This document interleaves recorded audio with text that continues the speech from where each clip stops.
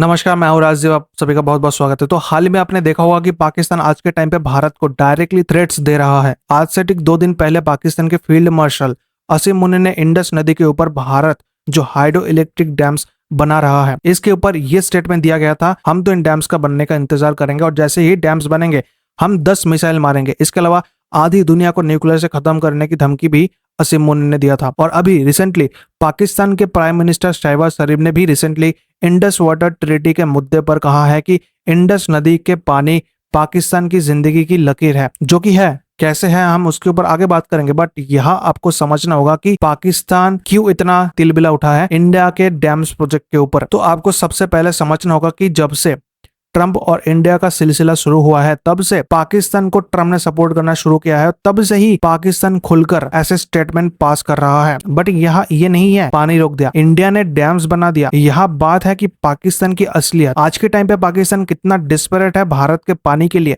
ये इस बात को एक्सपोज करता है कि पाकिस्तान क्यों पीछे पड़ा हुआ है कश्मीर का। जी हाँ, पाकिस्तान को बहुत पहले से ही पता था कि जो 1960 में भारत और पाकिस्तान के बीच जो इंडस वाटर ट्रीटी हुआ था ये टूटेगा, क्योंकि पाकिस्तान के डीएनए में है आतंकवाद फैलाना। इसी के चलते पाकिस्तान को पहले से ही पता था कि आज नहीं तो कल ये डील टूटेगा।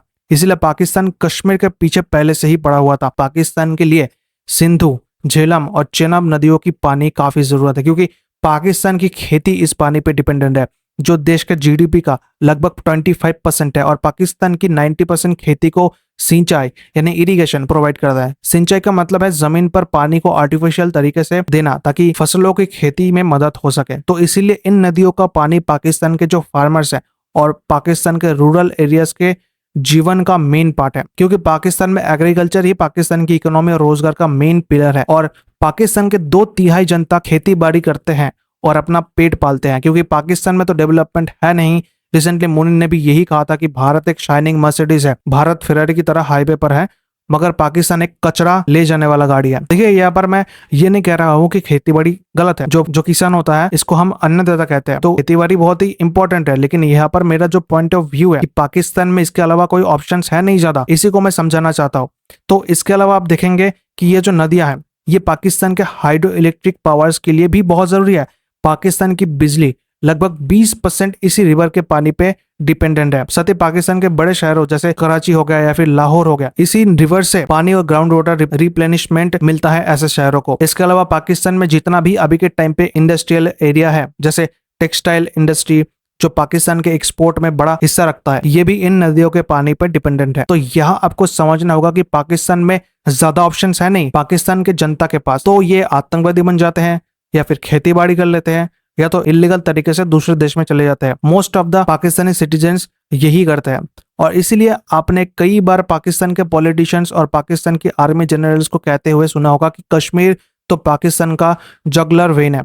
यानी जगलर वेन बेसिकली गले का नस होता है, जो अगर कट जाए तो इंसान की मौत हो जाती है। तो यहाँ पर यही कह रहा है पाकिस्तान की कश्मीर पाकिस्तान का जगलर वेन है। देखिए, पाकिस्तान के लिए कितना ही इंपॉर्टेंट क्यों ना हो कश्मीर, कश्मीर हमेशा भारत का हिस्सा रहेगा। जो पीओके है वो भी इंडिया एक टाइम पे ले लेगा। अब यहाँ पर आपका क्वेश्चन हो सकता है, अच्छा पाकिस्तान के लिए तो इतना महत्वपूर्ण है कश्मीर, अगर इंडिया के पास कश्मीर रहेगा तो पाकिस्तान को नुकसान होगा। देखिए, आपको समझना होगा कश्मीर भारत का पार्ट, पहले से ही भारत का पार्ट है। जो पीओके अभी पाकिस्तान ने कब्जा करके रखा है ये भी इलीगल है। साथ ही भारत एक ऐसा कंट्री है जो अपने पड़ोसी देशों का ख्याल रखता है। इंडिया का पॉलिसी ही है नेबरहुड फर्स्ट, मतलब पड़ोसी पहले, पड़ोसी देश पहले।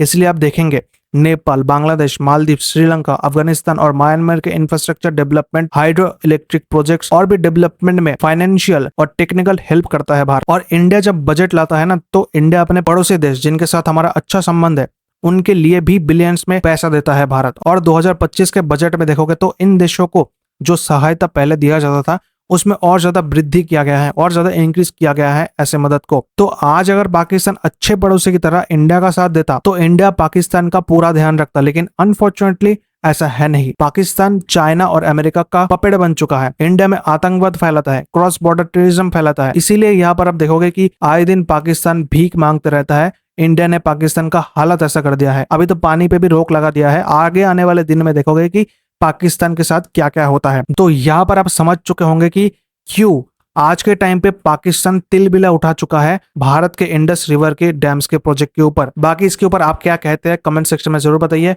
वीडियो को भी लाइक कीजिए। धन्यवाद। जय हिंद।